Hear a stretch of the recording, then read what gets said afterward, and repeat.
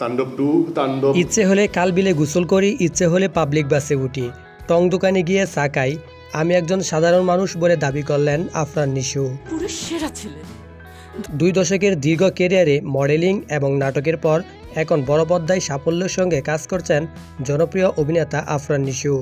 ইতিমধ্যে তার অভিনীত সুড়ঙ্গ এবং দাগি সিনেমা বেশ সাড়া পেয়েছে দর্শকদের মাঝে। তারাও চাচ্ছেন অভিনেতাকে নিয়মিত সিনেমায় দেখতে, তাই এখন সিনেমায় বেশি মনোযোগ দিচ্ছেন না অভিনেতা।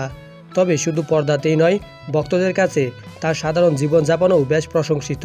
আর তা নিয়েই সম্প্রতি এক সাক্ষাৎকারে মুখ খুললেন আফরান নিশু। সেখানে তার সরল জীবনযাপনের কথা অকপটে জানান অভিনেতা।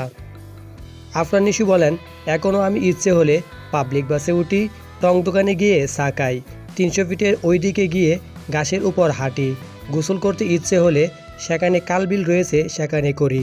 সাধারণত বড় তারকাদের আলাদাভাবে চলাফেরা করতে হয় এবং ধরাছোঁয়ার বাইরে থাকতে হয়, কিন্তু নিশু এই ধারণার একমত নয়।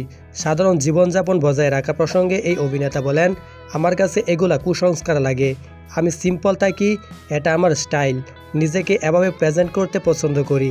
দিন শেষে আমাকে মরতে হবে, মাটির গভীরে থাকতে হবে, আমি চাইব আমার যত যোগ্যতা বাড়বে আমি তত গ্রাউন্ডে থাকব, আমার যারা ফ্যান তাদের কাছাকাছি পৌঁছাবো।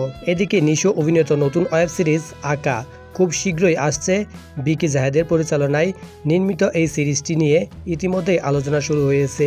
সম্প্রতি প্রকাশ পেয়েছে এর ট্রেইলার, যা দর্শকদের মাঝে সিরিজটি দেখার আগ্রহ বাড়িয়ে দিয়েছে। তো বন্ধুরা, এই হলো ভিডিও। পরবর্তীতে নিশুর জীবনে নিয়ে আলোচনা করব। সময়টা 98-99 এর দিকে। আকা একে একে অপরাধীদের খুন করছিল।